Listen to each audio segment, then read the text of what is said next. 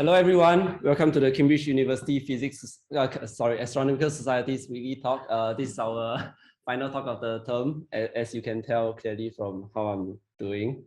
Tonight, we have Dr. Hongsheng Zhao with us to share about the topic of tales of gravity from few body interactions. So before we start, let me give a little introduction about our speaker. Dr. Hongsheng Zhao is a reader at the School of Physics and Astronomy in the University of St. Andrews. His research focuses on the nature and distribution of dark matter.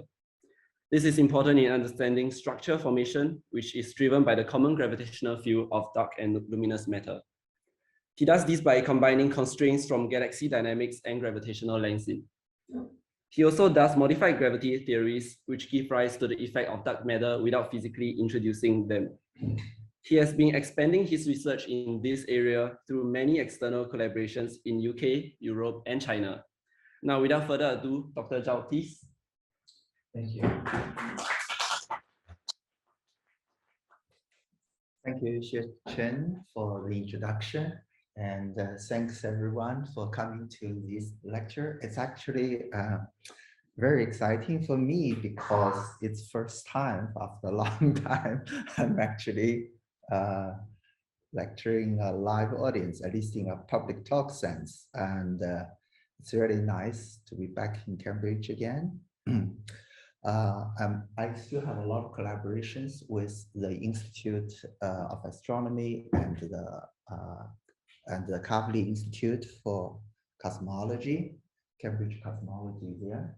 And so as Xie Chen has explained, my interest is mostly on the nature of gravitation, i.e. the nature of gravitation that is responsible for, let's say, inside the galaxies or between objects, between galaxies, and perhaps between stars, and as well. Why study something? I mean, it is understood that gravity is the oldest force known to human beings. You know, we didn't understand electromagnetism back then. Yeah, Newton was the first to make sense of it, and the way he made sense of it was twofold. And one is observing how objects move in here on Earth. Okay, you know, if I throw something like this, oh, here, you know, it makes a nice parabolic-ish curve. Okay, and it begs the question: what changes the speed? Okay. Newton was first to formulate this, and particularly his contribution using vectors, yes, and introducing differentiation and describe the motion into many infinitesimal segments, okay? And there's so that is enough to say there is gravitation, and in fact here on Earth that number is pretty much the same, 9.8 meters per second squared is that acceleration. But the nature of gravitation starts to be understood when we look at a few body motions. In fact, looking at celestial motions around planetary motions around the sun. Kepler famously has noted a set of rules. They're called Kepler's laws about how planets goes around the sun. Apparently, they go on some kind of ellipse-like shapes, and they apparently going on these ellipses indefinitely, visiting the same pericenter and apocenter each time.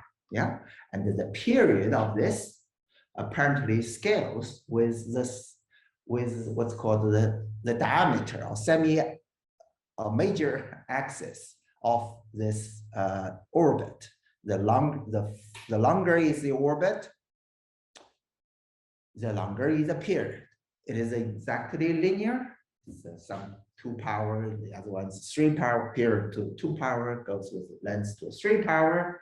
Apparently the ratio is the same number for all the planets that's known then, I think to Saturn.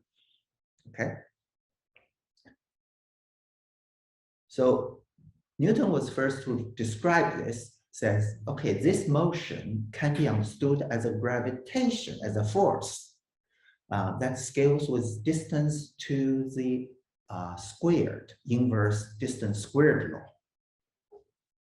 Okay, and that is a very important because the gravitation gets weaker, so things takes longer to complete an orbit, i.e. the motions of outer planets are slower in absolute terms and also in period terms, they are slower, okay? And it's very big, it's of course, it takes a genius to figure out this relation using something so simple. But to know it is true, then you have to check it with new objects. And as soon as people discover further planets further away, you find that the prediction is almost exactly, except there are these planets themselves can tug on each other. So there are corrections to it. Okay, so after Newton's law is established in the solar system, and then people apply it to other binary systems, for example, series, okay? And these systems, we find that this law apparently is true if you also consider there's a scaling with the mass of the main object, okay? So yes, if things go around a bigger star, these periods will be a little bit faster for the same length, for the same orbits of the same length. Okay, just the gravity is stronger. Okay, so GM over R squared is the law by checking these. But this kind of exercise, this kind of verification of gravity is kind of hit a limit because we can't really measure the periods of something, monitor the motion of something which takes, say, 10,000 years. If the period is that long, if you translate that for the solar system, something like 1,000 astronomical unit or 1,000 Earth-Sun distance, okay? So the law is actually unchecked, not checked in a precise way. Once on those scales, also the scale actually translates to a strength of gravitation. Let's call that acceleration scale. This acceleration scale, the range we can check is typically sort of the Earth scale, 9.8 meter per second, or if you think about how Pluto or Neptune goes around the sun, that's a very small acceleration there. But still, these accelerations are way many orders of magnitude greater than what's happening in galaxies. Because if you think about how the sun goes around the galaxy, the sun goes around the galaxy roughly on a circle with an arm of what we call 8 kiloparsec. If that number doesn't make sense to you, it's about 20,000 light years. Okay, it's a radius of that. Okay, and it takes about 300 million years. Anyway, we can possibly actually track the orbit of the sun to check if Newton's law applies to it. Also, we have trouble in counting the number. Oh yeah, what made the okay? So we actually see we can actually detect the motion of the sun from reflex, the speed. So assuming it is on a circle, we can compute this period, although we haven't seen it for a full period yet. Does that make sense? Yeah. Okay. So In fact, you will run into similar situations everywhere in astronomy. Is we are, for most systems, we're dealing with very long dynamical timescale. Million years is already a short one. Or sometimes that's shown here. These galaxy clusters, the interaction times of the order of billion years. Okay, and so during the period of a year, nothing visibly actually changes. Okay, so we are actually just taking a snapshot of the universe.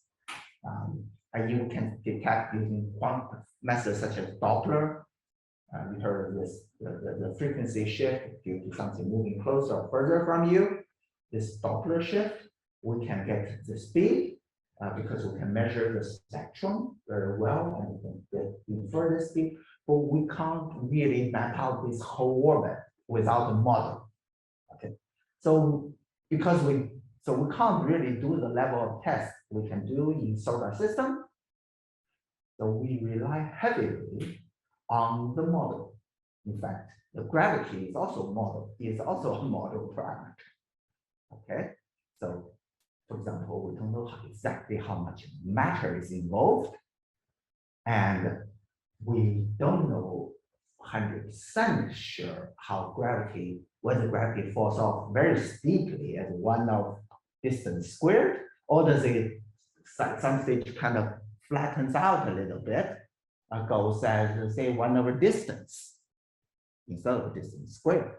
Okay, and this would make huge difference because if the fall off is a little bit shallower, then you can maintain a higher speed further away because you have a lot of centrifugal force.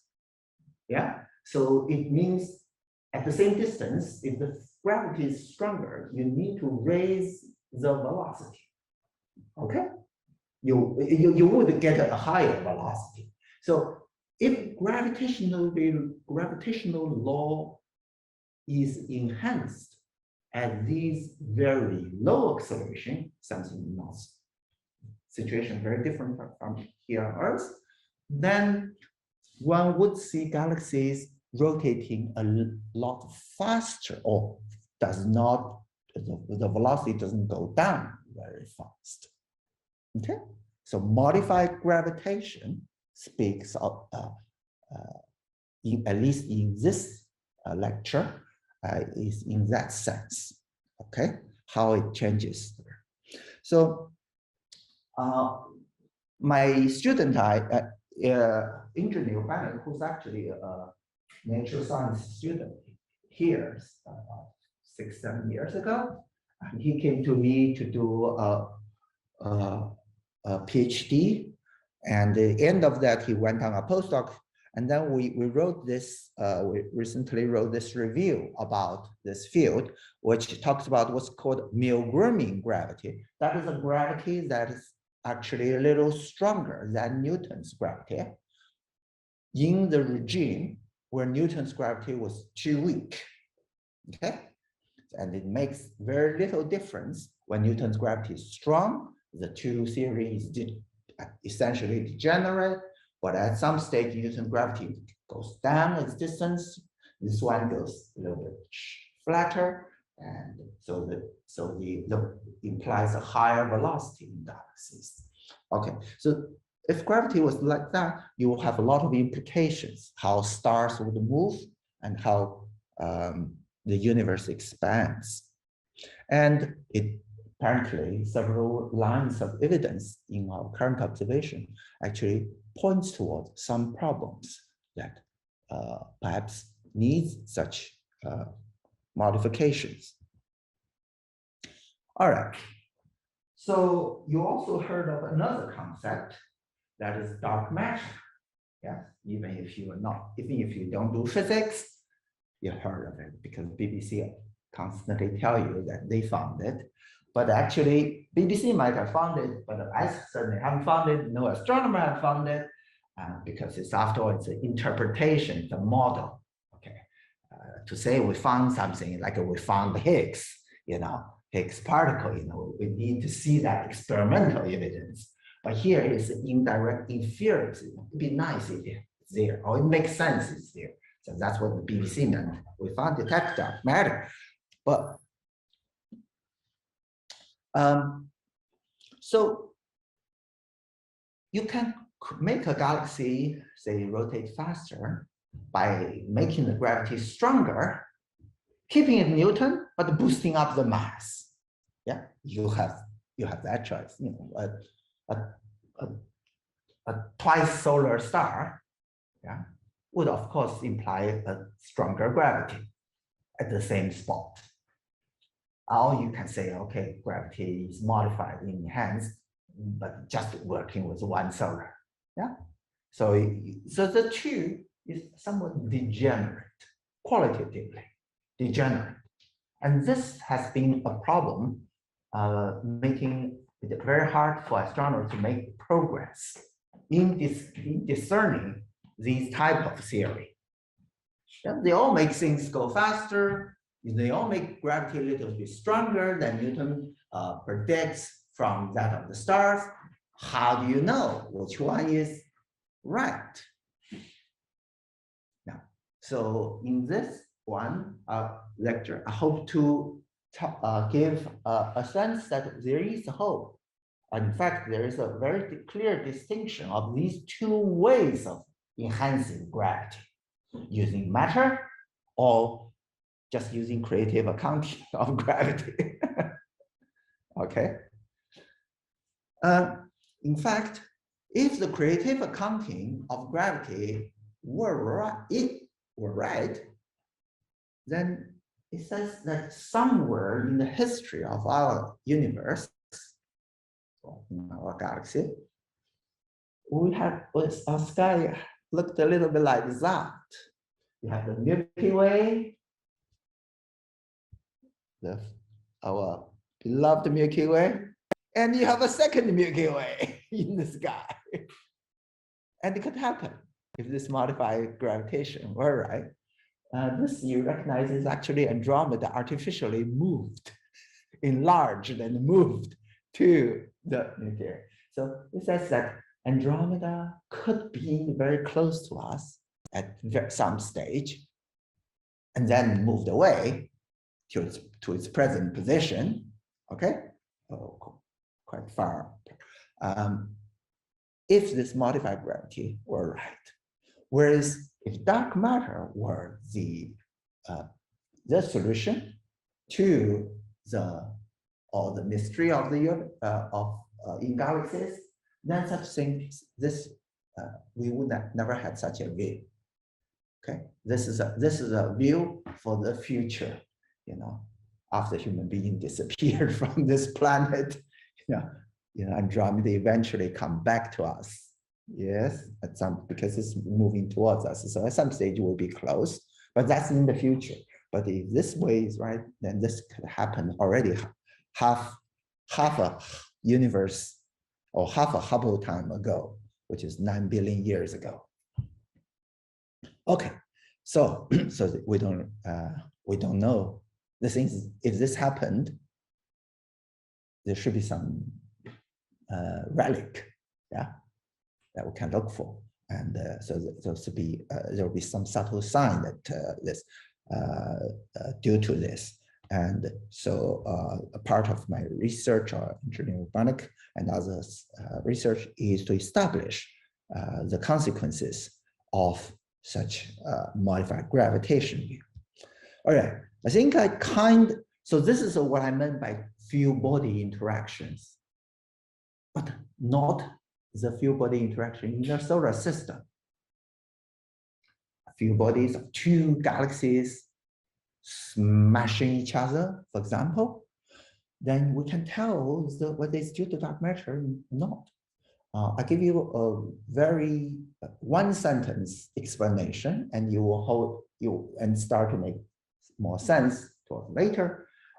The difference is, although you have two ways of making gravity stronger, but if you use actual matter, putting a lot of matter around to make gravity stronger, then matter has a lot of freedoms. matter can redistribute and can exchange energies. So if you make two big galaxies very close to each other, their matter, their dark matter will overlap. They will exchange energy. Since we're doing that, there's a lot of orbital energy will turn into random energy. Okay? And then, so when they go out, they actually, there is what's called some kind of a gravitational friction. They actually go out slower speed than they came in. But if you did it just by creative accounting of gravity, then it's kind of a ballistic thing. They go out the same way, conserving, because there's no direct exchange. Well, if they are reasonably far, or is no direct exchange of material, no direct exchange of energy. Energy is still all in the orbit, not in some heat. Okay, if you two things go through, just like if you shoot a bullet through water, yes, the bullet actually dissipates energy or momentum to the medium. So this is inelastic, where the other one is more elastic. Okay, because one has more freedom, also particles. The other one doesn't. It just has sort of the usual stuff, which are more concentrated as well. So it's a thin and a lean model, but stronger gravity. So no, it boosted gravity. The other one is big and fluffy, fat objects. They exchange, then there will be other effect. So this in objects with motion, with relative motion, we can tell the difference. And the very first picture I showed earlier, this picture is the bullet cluster. You heard of this in the news too. That's not two galaxies, two gigantic clusters of galaxies. So what do you mean by cluster of galaxies? It's sort of objects about thousands of galaxies together, okay, passing each other. And they also, each of them boast large halos of dark matter, their speed will not be as greater as otherwise. And in fact, the observations we see, the relative speed of these bullet clusters are actually too fast. The motions, the present motions are too fast to be accounted for by simply adding the typical amount of dark matter we see in that system. So it's already a sign that we need to boost gravity more than just adding matter, or some variations of gravity is happening in galaxies in clusters. And at the very end, I might mention that the other few body objects, not just two galaxies, but two stars, yeah? Just like what Newton liked to deal with. But in this case, the two stars or planets are separated, so widely separated. We call them wide binaries. So the period is now many thousands years, and almost a million years, okay? And the orbits is about the sun, say, roughly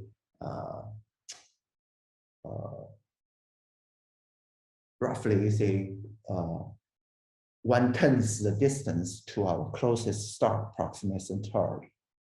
Okay?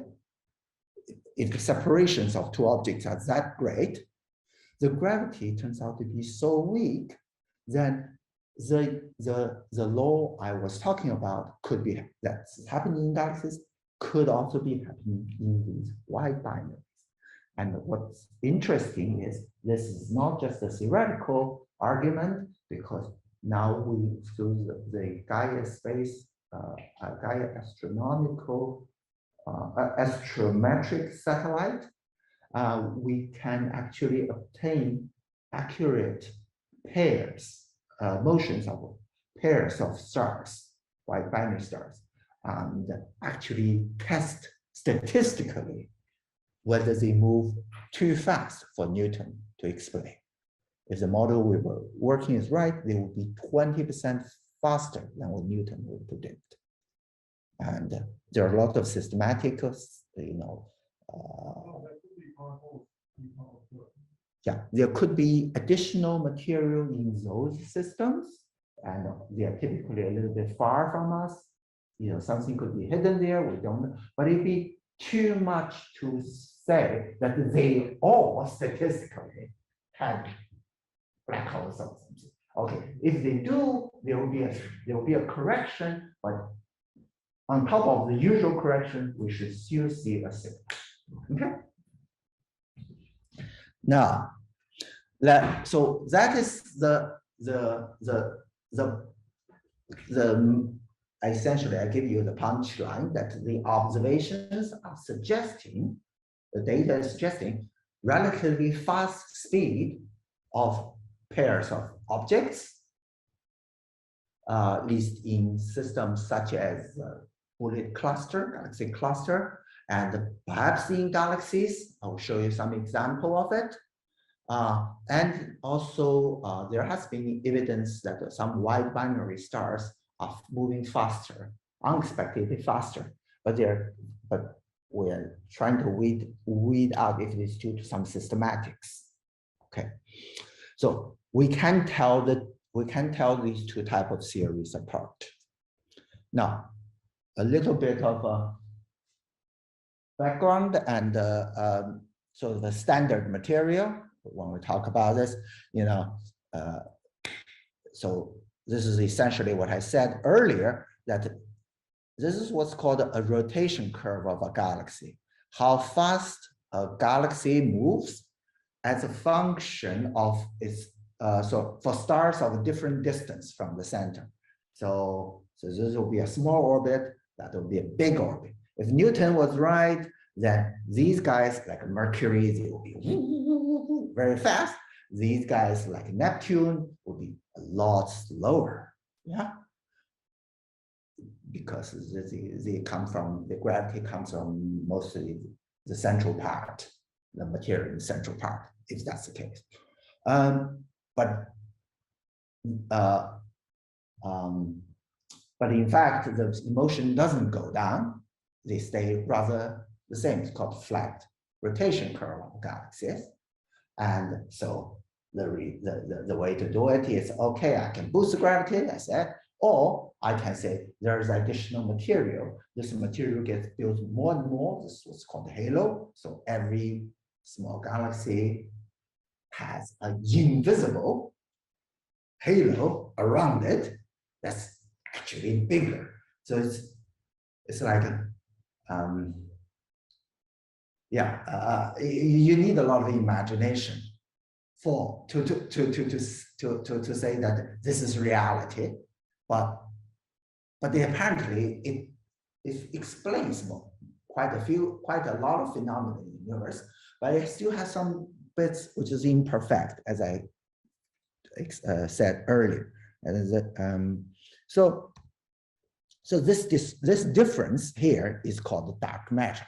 Okay, is due to dark matter. Okay, so the speed is say half of if the speed is small or is more than you need to say double or quadruple the amount of matter in some form that is not star, not gas. Call that dark matter. And the popular ones is what's called weakly interacting massive particles, WIMPs. They were made so that they don't do much. They're WIMPs, and they are there's a lot of them. Okay, and you only see them collectively. You don't see them individually. So that's a good way to explain something so that it's so difficult to check that it must be all right. But there's another way that is due to the modified gravitation. Then you actually have field freedom. So if it's wrong, it's easy to tell. Okay. So this is the picture people like to, standard way people think of a galaxy, with every bright collection of star galaxy which is rotating. There is an invisible halo which creates the motion, enhances motion. But in reality, there's no direct evidence of it. We only see this stuff. We only see stuff moving fast. What is a halo instead of Right. So there can be many very good questions. So the geometry, yeah. So astronomers, by the way, like spheres. You know, there's a spherical physicists too, like spherical car. Yeah, mathematicians would be hard to convince them that why things have to be spheres. Or there are lots of reasons. If there were particles, there are a lot of random motions. The random motion, if they were collisional, then certainly they will homogenize. If they weren't, even though they were not collisional, but they came randomly, they ought to become this kind of more spherical than disky. Disky phenomena only happens if the material keeps a very good memory of its formation, or it has a way of dissipation, such as the solar system is the disk, is because the gas settled into a disk, and then later on the dissipation stops. So things kind of, we have one traffic rule and everything go together, no collision, and then we have the disk. But it's very hard for dark matter, which doesn't, well, you made them so that they don't emit light, so that they don't dissipate as well. So they would tend to form this pressure supported system. Also, there's no good way to speed up their motion, make them rotate systematically. Because they don't collapse easily, so they tend to be bigger.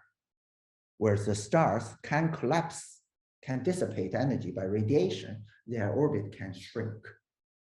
Okay, so for this reason, halos tend to be, if they are dissipationless halos, they tend to be bigger out there.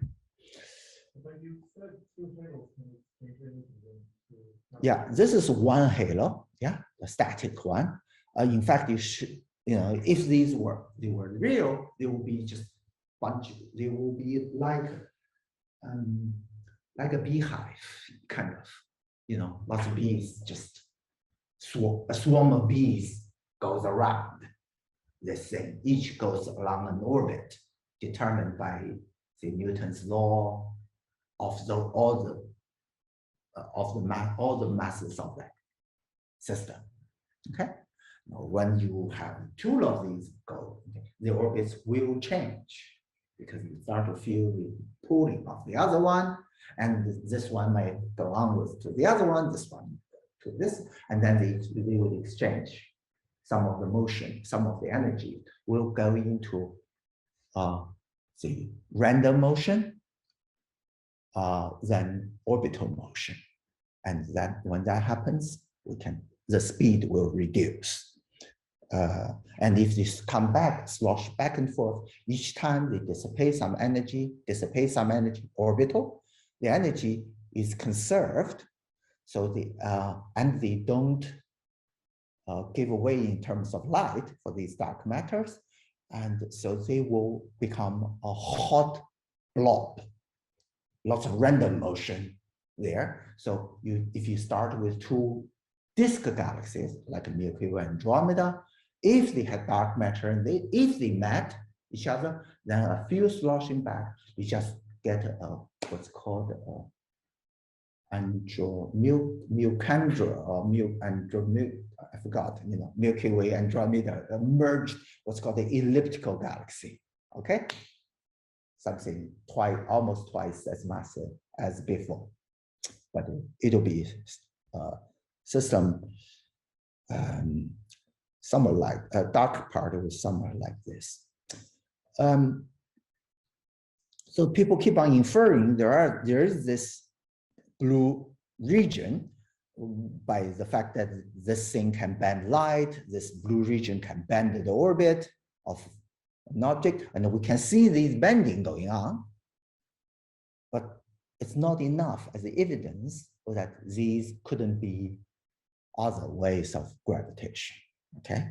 And in fact, nature, first of all, just gives us the bright part, the other part is model, okay? The second clue that nature is doing something naughty with gravitation comes from this diagram, okay?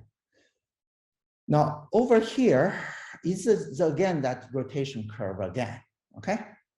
Basically, how far something is something. So you can turn this into acceleration, couldn't you? Every point here.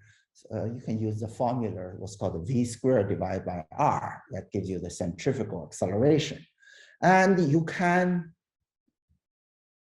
get the, and you also know how much stars is in the system. You can use Newton's law, pretending Newton is right, and you can calculate what's called the Newtonian gravity, Gm over R squared, okay? And so every dot here can translate to a dot on this diagram, where this is gravity in a la Newton, and this is how much it is above, the gravity is above that of Newton. Got it? Okay, so we know it's above, you know, we need dark matter and stuff. And, but how much is it? Of course, there's a bench line that is 1 here, meaning it's no difference from Newton. And that's when gravity is about that of the solar system. In here, the gravity is rather big, okay? In fact, an Earth will be like way, way, way down, you know, surface of Earth will be way, way down. A surface of a black hole would be even further, okay? That direction.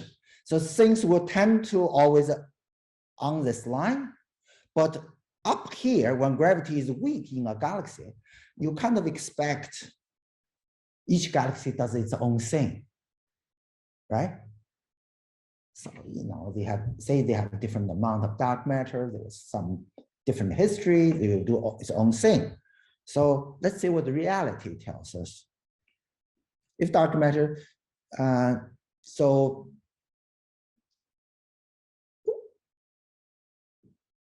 I think it's not as dramatic. I didn't present it as dramatically as I hope. Is you kind of expect this number to be greater than 1, but all over, okay? Or different lines for different galaxies.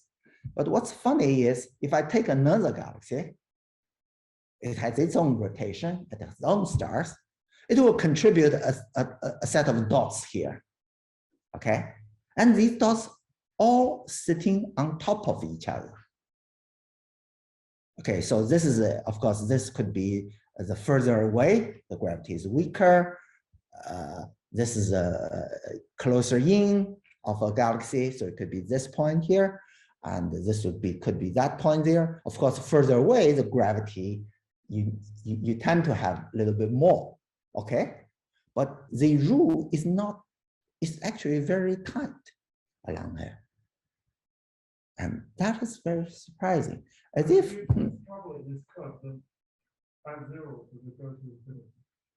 it looks that way, doesn't it? So, i.e., if you are at a point, you know, billion light years away from a galaxy, the curve, the gravity is so weak, the enhancement will be in infinity, right? It looks that way, right? But in fact, two things which make it impractical. Theoretically, it may even be possible, but it's impractical because, first of all, we won't be able to measure things so far away, and second, the thing will not be bound to a system.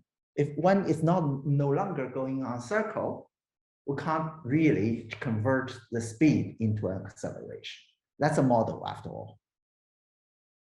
Yeah, that's assuming that things would have settled circle. But of course, we can do something clever than just doing circle. But the data quality will get poor and poor, so we cannot really say that. Okay, but you mathematically could, indeed. And at some stage, there's something called the external field effect, i.e., you're not going to, it'd be very hard to find the spot where gravity is zero. Right? Gravity, there's kind of a base of gravity everywhere in the universe because there are perturbations everywhere.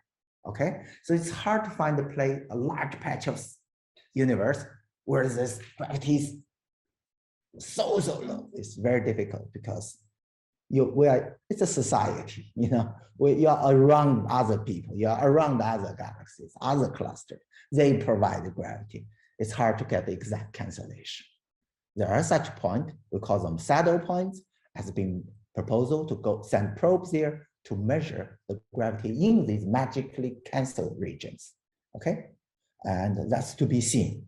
And the student of mine has also worked on this problem. Okay, so gravity apparently is doing something naughty by doing this scaling up in a coherent way. There's some kind of conspiracy. There's sort of if you like, a currency, a fixed a variable currency, but a fixed rule, This much gravity according to Newton, nature says this much gravity in effect. If you tell me one, if you tell me a point on horizontal, I go up, I can tell you how much it should be enhanced. It's almost mathematical. Well, of course, data has errors, but that is very amazing. And if Newton saw this curve, is it 400, 500 years ago? 400, let's say. I bet he would make a theory about it. He would not be content with just a curve, his theory just fitting the few planets, okay? He would try to say, what would be more creative than this 1 divided by r squared? Could I make it gradually taper to 1 divided by r? That's way I can also expand my theory all the way to the universe.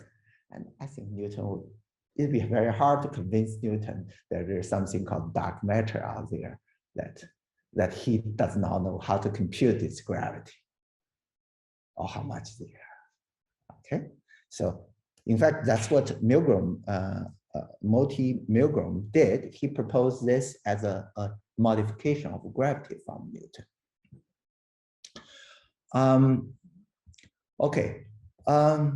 This is Newton's gravity, gm over r squared. I need to keep track of time. We'll see just how much we'll get to. Okay, so this is the famous balance of centrifugal versus gravity. And from this balance, astronomers from the beginning of 60 years ago, 100 years ago, I think, started to convert one quantity into another. Okay, if you measure the velocity, you can convert the mass. Or if you know the mass, you predict the velocity. We've been playing this game for so long. And sometimes this game doesn't work because the mass we see, that we predict, is more than the mass we actually observe. So we have to do the dark matter thing. Okay, but we know gravity cannot be exactly Newton. That is a certainty. Because Mercury's motion around the sun cannot be described rigorously by Newton's rule. There is a correction, not a huge one, but up to, from, so say, part of 1,000 to part of a factor of 2. Einstein was famously, proposed that, light bending by the same object will be twice as how a low speed object will be, there will be an enhancement of factor of 2 bending if you're working with an object which is fast moving because of relativity. So relativity itself is a correction to Newton. So it's like corrected the effective mass versus gravitational mass. Anyway, but this is only a factor of 2 at most, correction. Not exactly enough to explain the range of correct enhancement in galaxies, but it says Newton's gravity, although looks very beautiful here, yes, who doesn't like it? A formula like a GM over R squared. You can talk about its symmetry, Gauss law, lots of beautiful properties, yes? But we know it cannot be true literally, okay? There has to be velocity dependency in this gravity, which is no velocity is shown here. So something must be wrong. Okay, yes. As long as the speed is much below speed of light, it is all right. The other thing, which says Newton's law cannot be true, so some modifications ought to happen, is another argument. We know nature has another constant, h bar. Apart from a limit c, there's a h bar, quantum mechanical, due to Planck. So if the gravity is so weak, it hits this quantum level, then you start to worry that there'll be new corrections coming in. Just how weak do you need in order for these corrections to come in? Okay, let's do this. I think I will give you the faster version of it. So if you see that this is a space-time, a zoom of space, okay? Take a patch of space-time. It's pretty, say here in this, wow, yeah, here in through space-time is pretty flat, let's say. Okay, we can almost use Minkowski, yeah? Pretty flat. But if we take a zoom of it, we start to see some bandy of it, and take a finer zoom of it.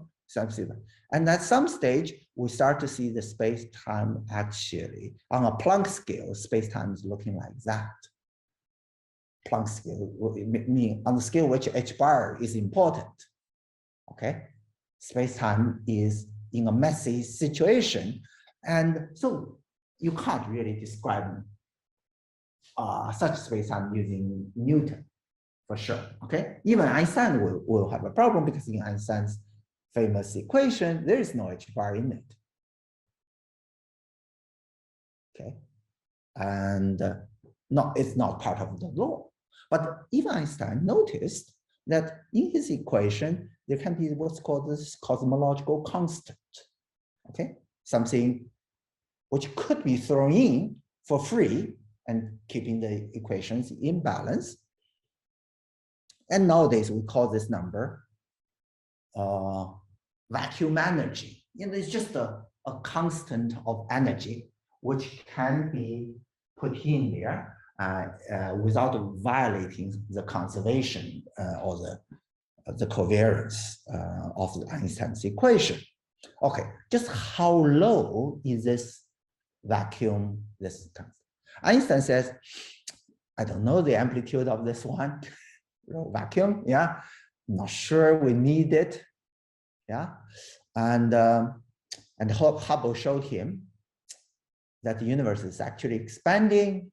Says, well, we probably don't need this thing, he said, the only reason I wanted this thing to be there is just so that the universe doesn't have to expand, just balancing the gravitation of the ordinary material with this other force.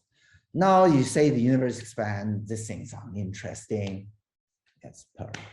But then over the years, people discover that things are not exactly just, the expansion of the universe is not entirely due to matter-like behavior. There seems to be a level set by some energy density. And that is reintroduced as the dark energy cosmological constant. So we know that at the scale of this energy, things are going weird. It involves physics we don't understand, presumably quantum mechanical. Okay, just how low is this energy? This energy, you can, there's a little formula for calculating it using Hubble's parameter, etc. But it comes down to a number like that. you know, just like in electromagnetism, anybody who studied electromagnetism would remember the energy density would be proportional to the electric field squared divided by, multiplied by epsilon naught, right? That would be the vacuum. And there's some 4 pi around, depending on what your CGS are. Okay, likewise in gravity, the energy density will be proportional to the absolute gravitational strength squared, and with the gravitational constant thrown there. So the equivalent value of this, if you put it in according to the Hubble, you get the gravitational, the magical acceleration is 10 to the 10, 10 to the order of 10 to the minus 10 meters per second squared. So at this scale, things are going funny. Yes, we know physics must change. Now, just what about the acceleration, the behavior we saw earlier in galaxies? Let's look back a few slides. You know, where did the galaxy start to have flat rotation curve? Where did galaxy start to deviate from Newton? Okay, they were following Newton very well when the acceleration was 10 to the minus 9 or greater. But at around 10 to the minus 10-ish, they start to deviate.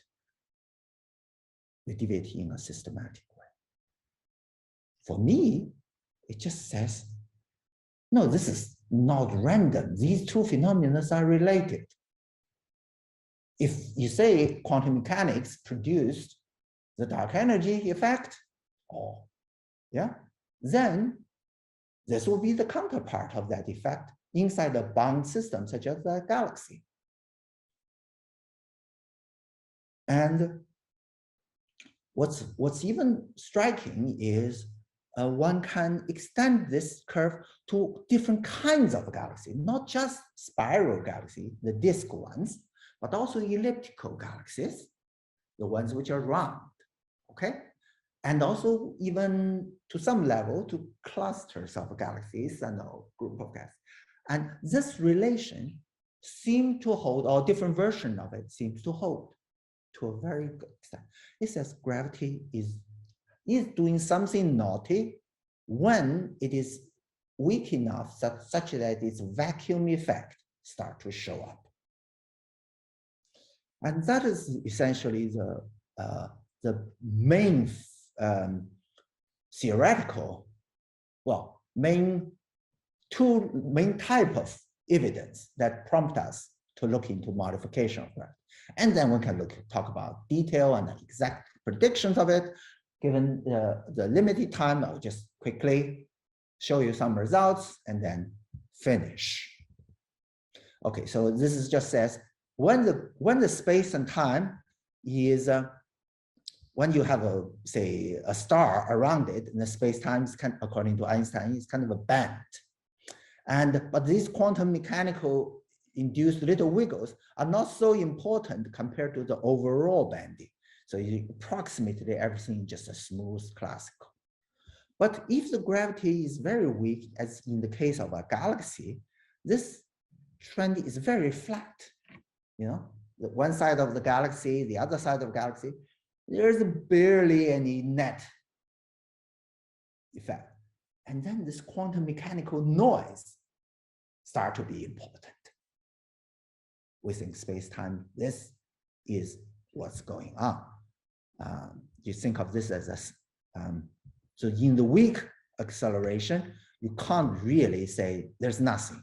There's actually something. There's just like a fluctuation. There's a fluctuations, and these fluctuations matter. In fact, they gravitate. They not only matter, they gravitate. Okay, so there's different ways of presenting this argument. I will skip that, but you remember this magic number, which happens in galaxies. And here we go. That's where that lamppost is. About 10 to the minus 10 to the minus 9 meters per second squared. I remind you, Neptune and other things are still around here, so still greater than this. Now, if you do things in different ways, if you didn't sort the curve according to Newton's gravity, if you sort with some other parameters, say the distance from the center or some other things, then you don't get a nice curve. You get things like this. Each galaxy has its own enhancement, different.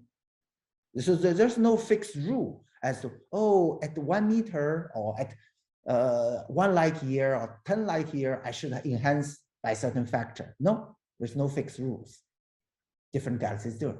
But if you sort according to the gravity, the rule is very clear. So it just says gravity is doing something funny there. If you say this is due to dark matter or something, then it must have a flavor. That dark matter must have a flavor that looks like a modified gravity. It must be not a boring dark matter, that each particle doesn't care what the other particle is doing, and there's no game. There has to be some kind of interaction of these particles, which creates this. So we think, so in my opinion, these two flavors may be just the two sides of the same coin.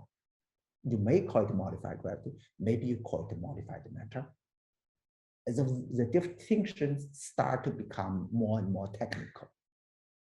So nature could be in that. So I'm not saying that there could be dark matter, but not the usual kind.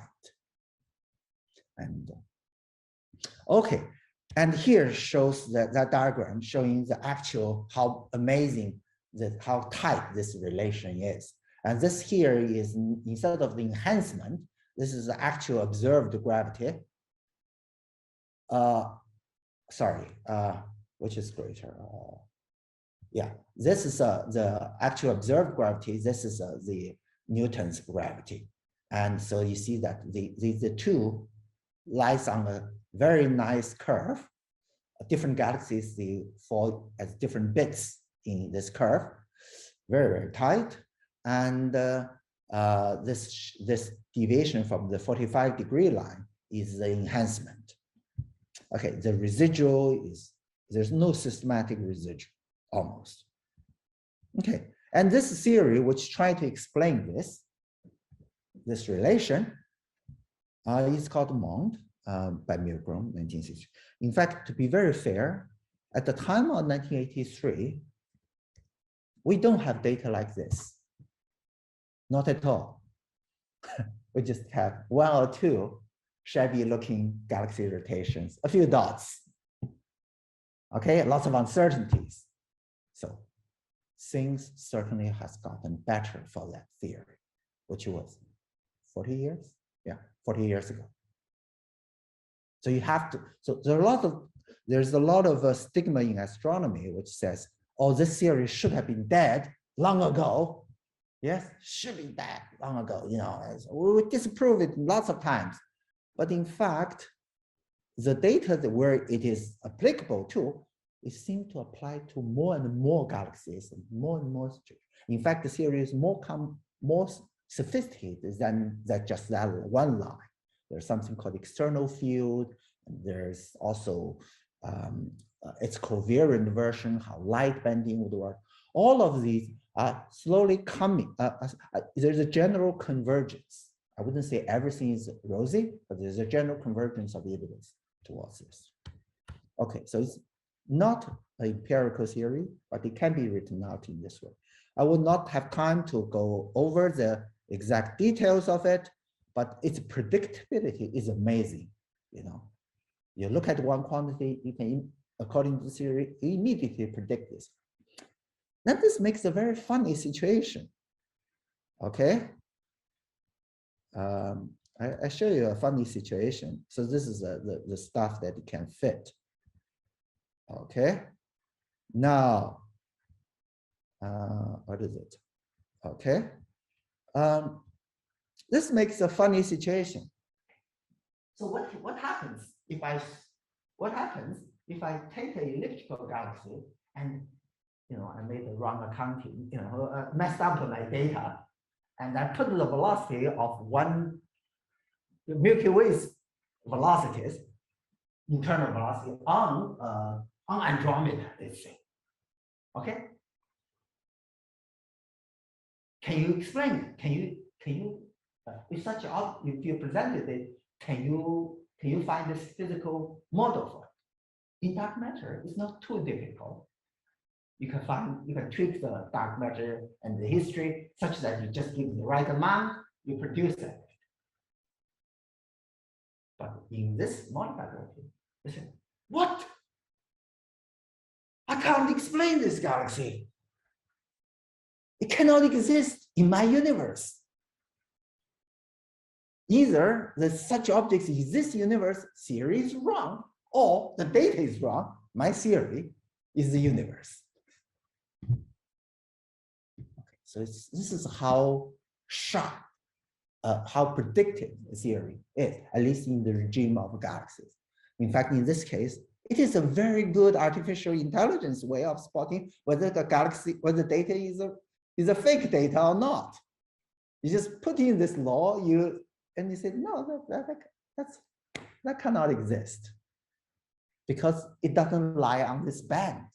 That galaxy doesn't lie on this band. Okay, so various things apart, and one can do gravitational lensing, etc. Various ways of confirming this. And I also mentioned the local group and how the interactions of bodies, how things will slow down in dark matter situation, but not so much in this theory. And the speed will be relatively high in this theory. All of these seem to come together. So I will not bore you with the detail, but I will show you one line, which is amazing. Okay. Just, let me go to that. Okay.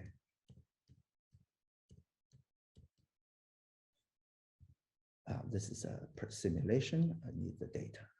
Okay. Now, this is what happened. This is the velocity, again, a velocity versus distance curve, but not of. But here, each velocity is a velocity of a galaxy relative to, say, our Milky Way, or actually the local group. Okay, it's a technical detail. Andromeda and us, the very center. Anyway, how little galaxies are moving away from us is shown in this curve, depending on their distance from us. Now, there's a famous law due to Hubble says further away objects will be going further from us. Yeah. And so that would be represented by this straight line. So in a marathon, the faster guys are further away from the middle of from the median guys. Yes, girls, doesn't matter. The very slow ones will also be the other side. Okay, so anyway, this is a Hubble flow, but things don't, of course, lie exactly on Hubble flow. That's not too bad because we know there's a gravity. Milky Way has a gravity, Andromeda has gravity, can hold things back. So it's very easy to have objects below the flow. Yeah, and that's natural. And in fact, we do have objects with speed below this line. But oddly, we also have objects above the line. And that is mysterious. How did they get there? Because gravity, if anything, if an object, say two things go through each other or going, it should be less than that due to the expansion of the universe. But if you overtake the universe, as if you've been given a booster, I just got my booster shot, a boost somewhere. You got a free kinetic energy somewhere. But in the theory, in gravitational theory, you can't get just free energy. Free energy is always exchange. See, three bodies come together. Two of them lose some energy, tighten. The other body gains energy, sling out. Okay? It works this way. So the only way you get these fast ones is there has been a slingshot. in the local group that two gigantic objects once came closer together and shot something out. And this, because of the larger velocity, it overtakes the expansion of the universe and further. And in fact, we have just found that such objects there. There seems to be a few galaxies sort of walking in a line. Their speed and their distance, just like the rule of marathon after receiving a boost, okay, overtaking time. So this is a major part of the engineer's thesis and accounting for these things. And this is the reason we said that probably Milky Way and Andromeda was once very close together. I think I should stop. I overtake the question time a little bit. Welcome questions. Thank you.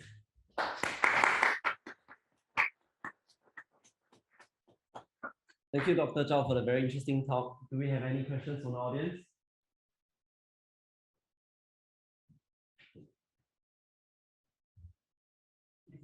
About matter halos, when they come together, they exchange energy. And it's hard to comprehend that because normally, if I have two solids, they exchange energy. I think of the temperature.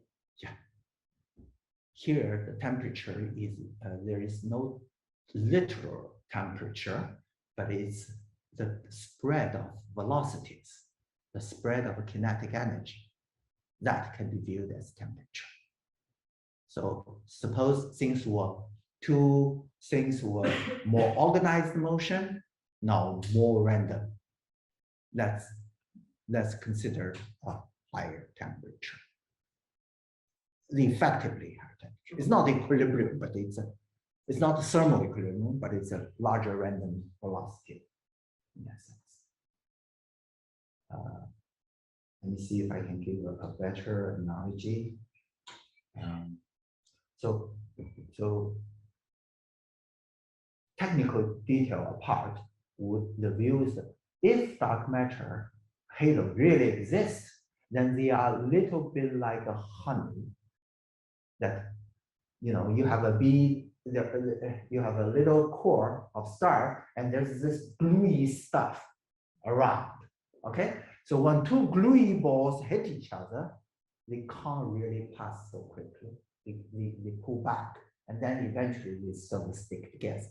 So you don't get a very large separate velocity of two objects separate. Well, if you have a situation which involves a thin and lean, two little slim, two masses, then you can efficiently scatter something out. So in dark matter, it is not possible to even if two objects meet, to actually gain a significant amount of velocity for the third object. So rainfall is not quite possible. No, because to do an efficient slingshot, objects need to come very close. But if they come very close, they're deep inside the halo. Then when they go out, they have to overcome this halo, and all these slows down the velocity. Okay, and whereas if you just convert gravity, then things can come fairly close to each other. So that's technical term involves what's called dynamical friction. It's basically the counterpart would be a bee trying to go through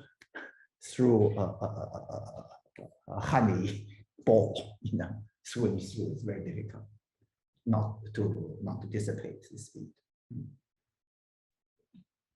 Yes, or there. The dark matter model seems to explain the structure of the universe Yes. moderately well. Yeah. Does the modified Newtonian gravity do something similar? Yeah, it's catching up on the simulation work on this. Is catching up. Given the relative difficulty of working with a nonlinear system, the progress has been slow on this, but we can predict such situations. I don't see if I not 100%. I don't have a slide. In other talks, I have a slide showing the structure formation in this. The current status, just to make things a little bit, scientific theory doesn't, sometimes don't just come out. I would like to say, okay, it's just this Newton's formula applied everywhere. It'd be nice if it explains everything. But apparently, it's even it maybe is not the full story of it. May not be, or we're always emphasizing part of that. So the type of theory I'm in favor of is more exploring toward the neutrino section. So neutrinos are very light particles. Quantum mechanics effect are pronounced because they have very low masses. Okay, and they are everywhere. So if their effective mass is changing due to the environment, then they create a modified gravitational effect. And because they also have some mass, they can create some kind of a dark matter effect as well. And they are not the usual dark matter, yeah, because they will fall out of favor sometime. So the particles of the order, neutrinos of the order of electron volt energy can, and with a funny dependency on the strength of gravitation, can create the phenomenology we were talking about, and can also create some of the cosmology structure we're talking about. The work is still being made to release. I'm actually advertising a PhD position. Maybe there will be new questions by the time you finish with your study. Please get in contact, and then you have engineering will contact me precisely for the reason, because I wrote a paper saying Andromeda and Milky Way could be coming close together, and he got very interested in this, and went on to do a lot of work on this. So I believe next maybe 5-10 years, there will be a wide range of predictions made from this theory, and its problems and its strengths will be shown. Thank you. Keep up with your interest in this. All right, that's all the time we have for today. Thank you all for coming to our last talk of the term. Keep a lookout on your emails and our Facebook page for our term club for Lantern. We'll have another exciting lineup of speakers coming for the next term. And otherwise, thank you all for joining us tonight, and we hope to see you again next term. Thank you.